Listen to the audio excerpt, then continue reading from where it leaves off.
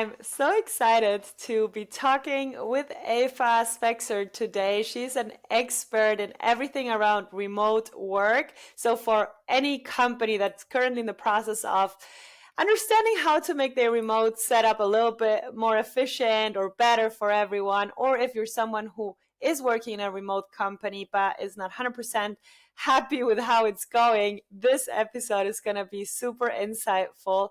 Also because Eva is head of operations and people, so she brings various expertise that we'll be talking about in just a second. Welcome, Eva. Hi, this is Laura, and you're listening to the CareerBee Talks podcast, where we share all the newest insights on the recruiting world from both sides, the candidate perspective and the company perspective. Let's jump right in. Hi, Eva. So happy to have you here. Hey, Laura. Thank you so much for having me.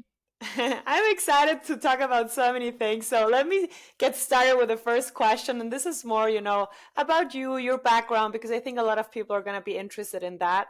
So maybe you can tell me a little bit about your current role and then also how that, fits with the topic of remote work, how you kind of found that interest as well. Yeah, absolutely. So I'm wearing two hats currently. I'm I'm head of operations and people at Passion.io. We're a fully remote SaaS company with 80 employees in currently 21 different countries. It changes occasionally when people move around. And on top of that, I'm also the founder of Intentional Remote, where I help remote companies, mainly startups, to set up their remote processes, build cultures that drive business results, and enable people to do their best work remotely. So remote is basically my entire day to day. Like my professional life is the equivalent of remote work. And I like to say that I try to contribute to making remote work work. And I'm sure you're doing exactly that. And just with this podcast, you're going to be already helping so many people. So I'm excited to really learn more about that. And I guess that the first question that many people might also have, and I do have that one, is what does your personal, remote setup look like? Because I also work fully remote with my team. And I'm always thinking like, what should I improve? Are there, any tools I should be using to be more productive? What is your setup? Yeah. So I'm sure every remote worker went through the seasons of like trying so many different tools and trying to improve productivity and focus and everything. So I went through it all and then I went back a little bit. So my setup is probably, I would say basic, but that there are some things that I couldn't live without. So my home setup includes two things that are super, super important for me, which is a height adjustable desk and a walking pad. So these are the two things that are I couldn't live without. It really makes a whole difference. And other than that, I'm a huge fan of Notion for collaboration, documentation, work, and personal life. And then I think one feature that comes a little bit unexpected is having a dog. It's very helpful for remote work because you get out of the house regularly, you go for walks. Having a morning walk and a lunch break walk is really a complete game changer for me. And of course, you can do that without a dog. It just makes it much easier as far as it concerns me. And then time boxing. That's probably the one other thing that I would mention. If you look at my calendar, it looks like a very colorful, very complex thing. But the reality is I'm just trying to box every single minute of my day, which means I plan my breaks, I plan my meetings, I plan my focus work. And it just makes it easier to build habits that actually enable me to do the best work I can possibly do. That is awesome and super helpful, especially the dog thing. Now I have another excuse to get a dog. Highly recommended. No, but I think you already gave us many, many important tips. And of course, I was comparing to what we are doing as well with our team. And I see many things that we're also using. So I'm happy about that. I also have like two screens. And I think that has also made my life much easier beyond like just looking at before that I just worked with my laptop, and I Oh don't know, yeah. it just changed my whole posture to have like this second screen that is bigger. um, and what we've also introduced, and I don't know if you're doing that with your team as well, is like this virtual offices, like Gather in this case. We're not being sponsored for anyone listening by them, but I really love it because it gives a little bit that feeling of, you see these little avatars of your team members walking around the office or doing something. It's just motivating.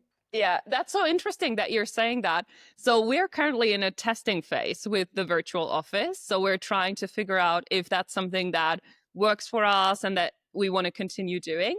So it's good to hear that you have good experiences with your team. So I guess, you're seeing people actually go into the virtual office every day and then they go to each other's desks and they have conversations about stuff. Oh, that's really cool. Yeah. Yeah, yeah. I mean, in the beginning, it was a little bit awkward because also we didn't know how to exactly use it. But now it's literally like that. Sometimes it's like, hey, can I come to your desk for like 5 minute call? And then they just come. Or sometimes they just come and then suddenly you hear a voice like, hi. You're like, oh my God, what's going on?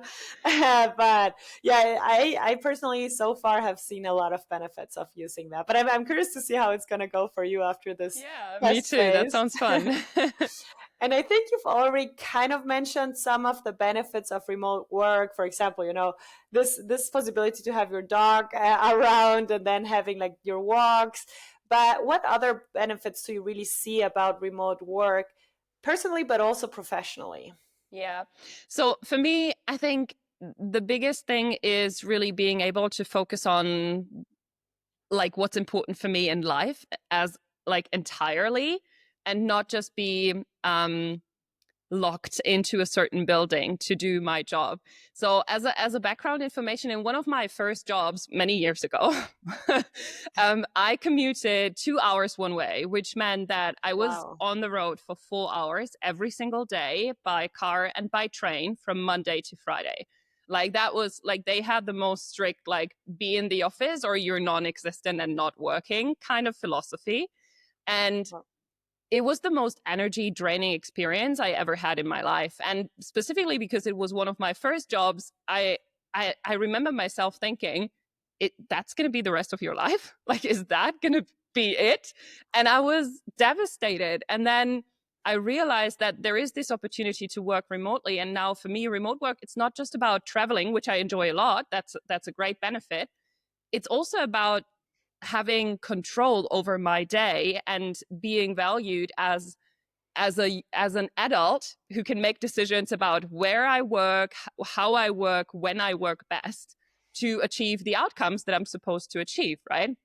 And then on top of that, there is the health aspect for me as well. I'm able to prepare food in my own kitchen. I can go for walks. I can take care of my mental well-being much more than I was able to when I went to an office. And it taught me something about being intentional with connections. So I'm much more intentional about, reaching out to a friend and saying, let's go for a coffee. I'm going to block an hour. I'm present, right? And before it always felt like I have to do 2 or 3 things at the same time to get everything packed into my day. So that's on the personal side. I think I just feel more like myself and I feel more in control of my life. And professionally, remote work has opened so many opportunities for me. So when in the past, you had to move and change your life when you had a new job, which is not easy if you have a family. Now I can have a career that is aligned with my values and work with companies all over the world, which is an amazing experience, and still live where and how I want to, which is amazing. Hmm. I resonated with everything you just said, and I really agree with that. These are also the benefits that I have seen and experienced personally, and also this fact that, throughout the day you can work as it fits best. I feel like I have increased my productivity just by doing that, right? So if I am a morning person and waking up, at starting to work at 6, that's where I am the most productive. That is awesome. But being in the office at 6 a.m., that would be rather hard. So I really like this option of putting the hours that you are really efficiently and then working on those, but then taking some other hours off where you are less productive. For example, one little benefit that I've always like come back to is in Germany, Sundays, everything is closed, right? So previously when I worked in this office setting, like Saturday was the one day where you officially had off, but you had to go do like grocery shopping, do all those things that you wanted to do because you knew Sunday was closed. And I feel that put so much pressure on a weekend, and it never felt fully relaxing. And now I can do grocery shoppings, on a Tuesday, 2 p.m.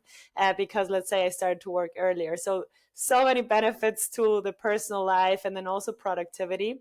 And I think the benefits that you've mentioned will be very clear to everyone. But what are some of the challenges on the other hand, especially as you've worked with so many people in remote settings and companies in remote settings?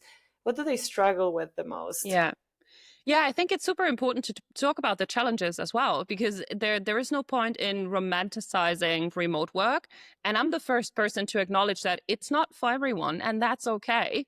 In fact, I'm happy about everyone who wants to work in an office, because that means more remote jobs for the people who actually want to work remotely. Right. So I think it's a very personal thing, and that's okay.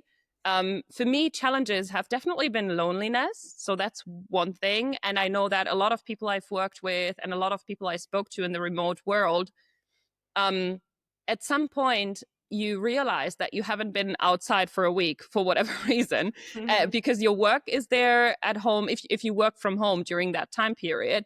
And also, even when you're traveling, like sometimes you're in co-working spaces, but you don't connect with people because you have a lot of work to do, and then you want to eat, and then you want to sleep. Like, you can fall into the same traps doing remote work. So the best way for tackling loneliness for me personally is to be very intentional about it and make connection virtually, but also in real life, and find community and things that you want to do outside work. Remote work enables you to do that. And I think we've all probably been in that trap of working too much because work is always there. So being very intentional about making connections, having conversations with people, getting out of the house, just being out of your work environment, which happens to be your home in a lot of cases, is a really important step for me. And then organization is another one. So I had to get used to remote work. Like it requires a different level of organization and boundaries as well.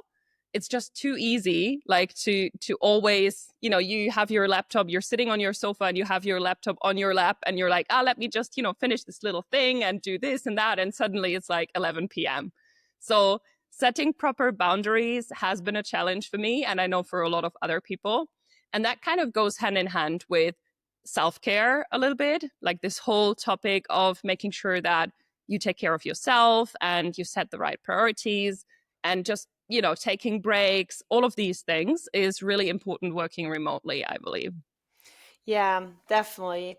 I was also thinking of some additional things that I realized when working with people in remote settings. So one thing that I specifically found very difficult is how to create this more spontaneous talks that normally I always saw happening in office settings where, two people are drinking coffee and then you get to know about, something that's going on in, the other department.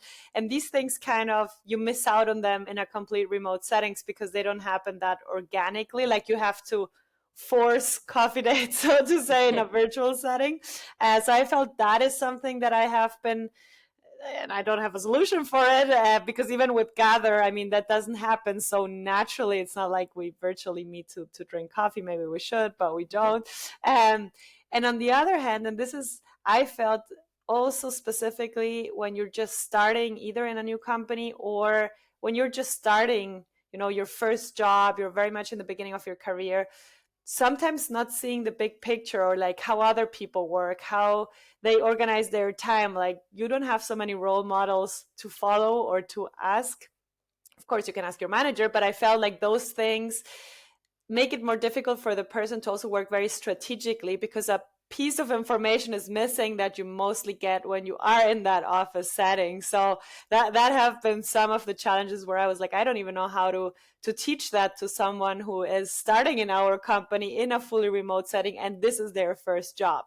So these have also been some challenges Yeah. that we've been facing. Yeah, I think these are, very, very common challenges, like the typical water cooler chat situation. Right. And yeah, you're kind of recreating it virtually as much as you can.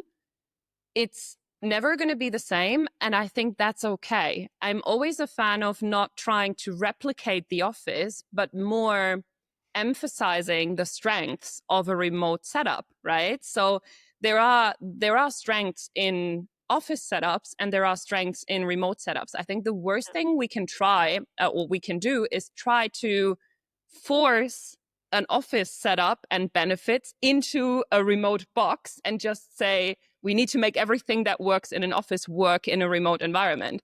Instead, I like to focus on, what are the benefits of this like more intentional connection? How can we do that? How can we document knowledge that might not be, super obvious and that is usually not necessarily documented, but we have an opportunity, we have a process, we have maybe an onboarding buddy that has conversations with this new employee that is completely unrelated to work, but more how do you work? What's your remote setup? Like these kinds of things, like having this opportunity to shape it in a way that you want to for your remote setup. I think it's super exciting. So yes, there are challenges and yes, there are differences, but it's about how you approach them, right? I love that. That was a really nice quote that I think we're going to use when we promote this podcast, because it's really nice to not try to replicate the office setting, which was of course the first thing that was in my mind. Like, how can we make this as close as possible? But you said that no, that's not what you should do, and I think that really resounded. Is that an English word? I don't even know, but that really made sense to me. And then how do you see the role of leaders, of managers, of remote organizations? How can they help their employees really thrive in these remote setups?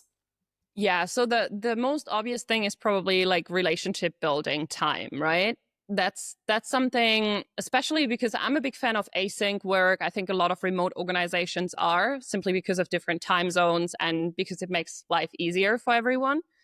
But there are downsides to everything. And with async work, especially in a leadership employee relationship, I think we have to make sure that we have non-work social interactions. I like mentorship programs, for example. I think that's a great opportunity that is not necessarily related to the specific company.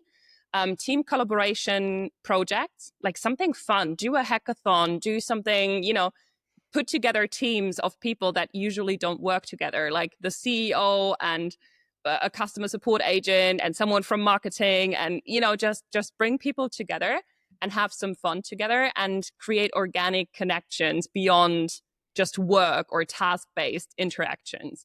So that's one thing where I think leadership needs to lead by example and be visible and vulnerable as well. So leadership teams sharing about their struggles with remote challenges, loneliness. They could host regular office hours, participate in team activities. These are the things where I feel like leadership teams need to make an extra effort to be human in a remote setup, because they don't have these natural interactions in the office. I think there just needs to be an extra effort. Yeah, yeah, that makes sense. I really like that. And I mean, what we have also tried doing now, and maybe it goes a little bit in that direction, is when we have team events, like we try to have one team event per month, so to say. But those activities we choose to do are much more, let's say, vulnerable than what the ones we would do in an in-office setting. So we really ask, more personal questions, nothing uncomfortable, but more like, what have you been proud about achieving this month? Things that you would maybe not ask directly in an office setting, but we really want people to share. We want to learn more about their culture. So we really try to make them so personal to get like this virtual distance we have in between to make that as small as Yeah. possible. So I really love what you said, and that makes a lot of sense. Yeah, I love that. And don't you think like it's so interesting that you're mentioning that, because I was talking to someone about that the other day.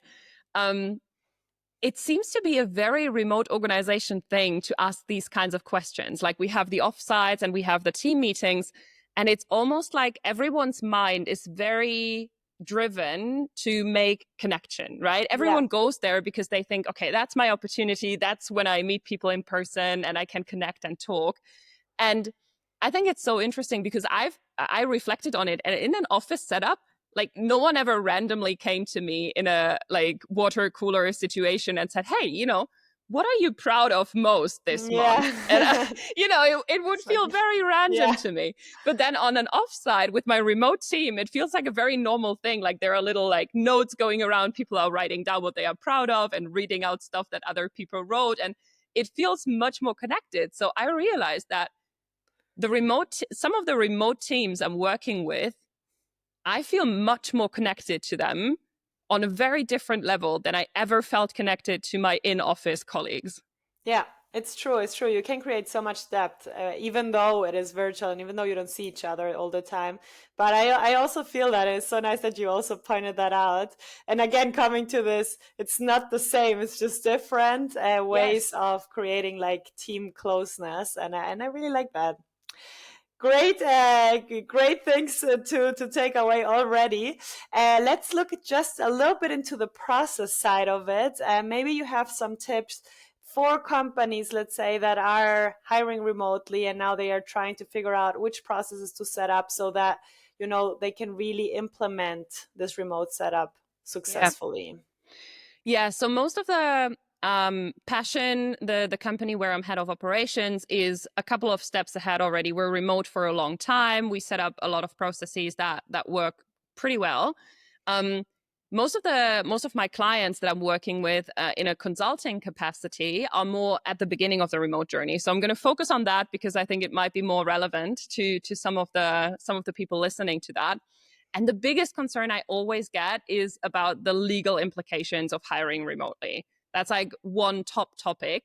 And I think there are so many companies that make it so easy nowadays, like employer of records, and there are great companies that offer insurance for all over the world for digital nomads. So this is like a great opportunity to tap into all of the offerings and companies that are supporting remote work. And I can only recommend to get like a proper legal setup so you don't have to be concerned about that. And once you have that in place, when it comes to hiring, I think for hiring remotely and for hiring in any other capacity, I think a skills-based hiring is just the way to go. So objective competency framework, make sure you understand what you need, and then assess candidates all on the same basis.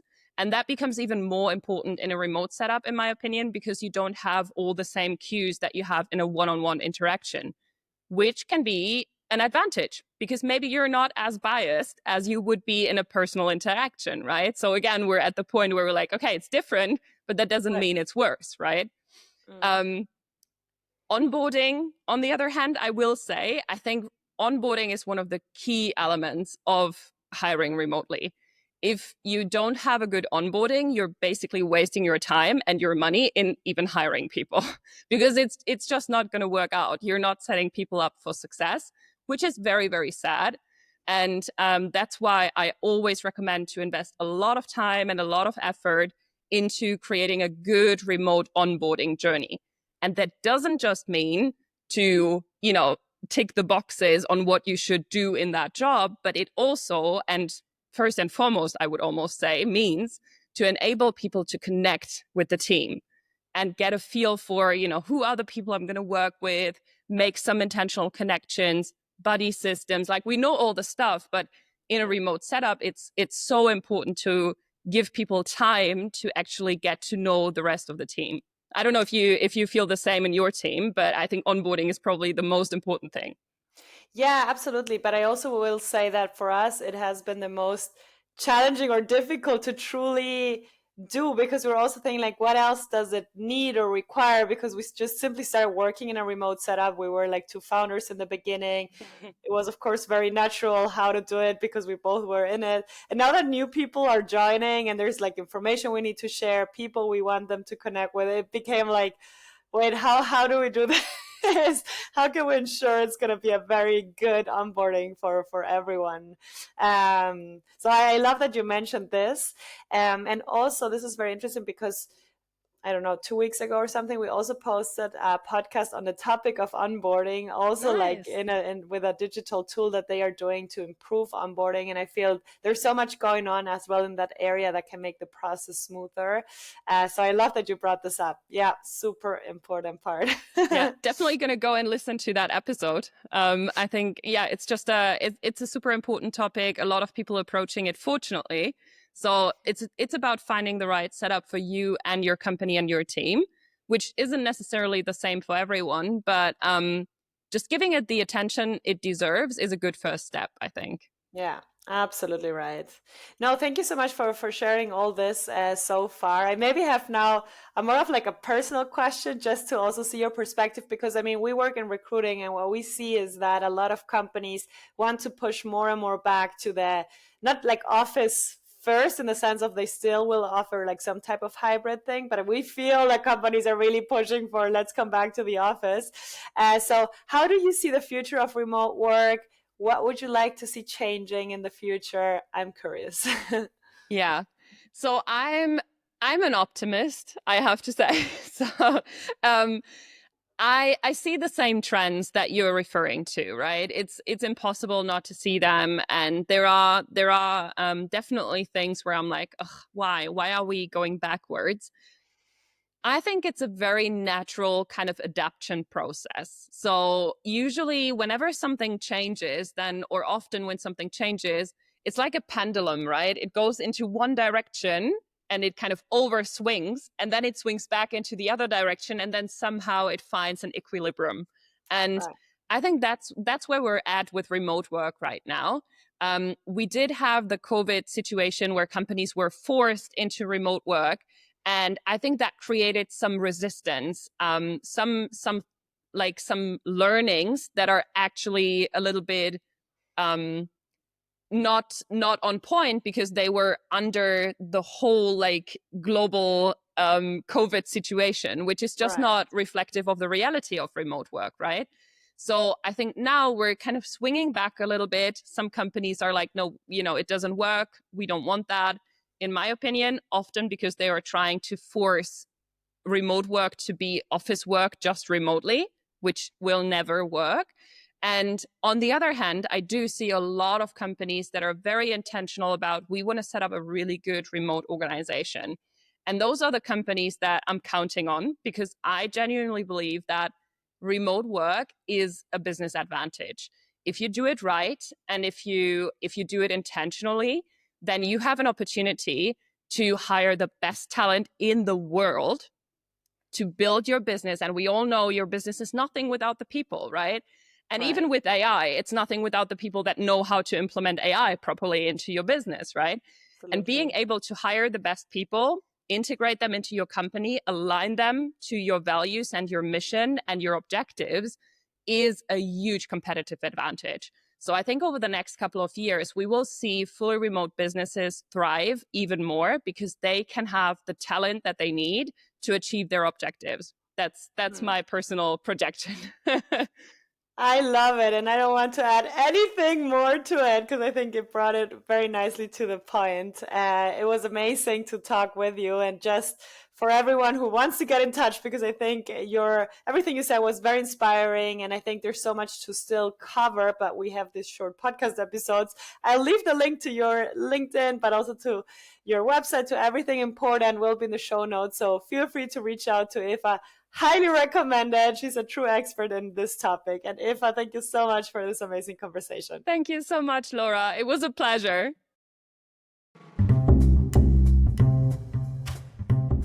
Thank you so much for listening to today's episode. If you are a company who's currently looking to expand their team with amazing talent, make sure to check out our website careerbeat.io to learn more about our recruiting services and how we can help you find the best candidate for your open roles. On the other side, if you are a candidate who's currently looking to find a job in the US or Germany, make sure to explore our website careerbeat.io/talents to see how our masterclass and our additional career services can get you to find your dream job. In any case, you can always reach out to our team via the email team@careerbeat.io. We are so happy to continue sharing many more insights around recruiting and job searching.